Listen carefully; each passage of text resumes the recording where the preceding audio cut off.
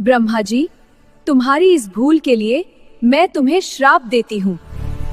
हे ब्रह्मा, तुम्हारे मंदिर बहुत कम होंगे और मनुष्य तुम्हें स्मरण तो करेगा पर पूजेगा नहीं।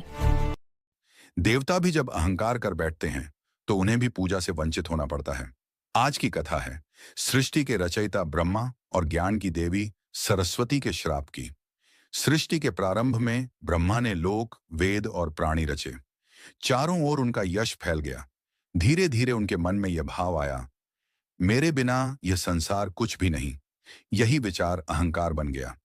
एक दिन ब्रह्मा ने सृष्टि कल्याण के लिए एक महायज्ञ का आयोजन किया। शास्त्र कहते हैं यज्ञ पत्नी के बिना पूर्ण नहीं होता। पर देवी सरस्वती उस समय तप और ज्ञान साधना में लीन थी। देवताओं ने कहा, प्रभु प्रतीक्षा कर लीजिए। पर ब्रह्मा बोले, मुहूर्त सर्वोपरि है, समय मेरी प्रतीक्षा नहीं करेगा।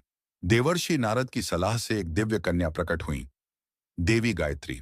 सरस्वती की अनुपस्थिति में ब्रह्मा ने गायत्री से विवाह कर यज्ञ पूर्ण कर दिया। कुछ समय बाद देवी सरस्वती वहां पहुंची।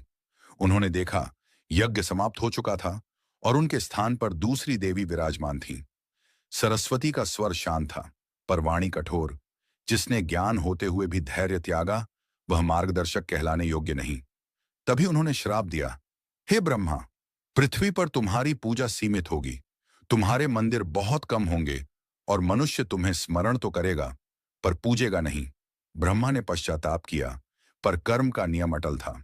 इसीलिए आज विष्णु और शिव की पूजा हर युग में होती है, पर ब्रह्मा की पूजा केवल कुछ स्थानों तक सीमित है। यह कथा सिखाती है ज्ञान के साथ विनम्रता न हो तो देवता भी सामान्य बन जाता है।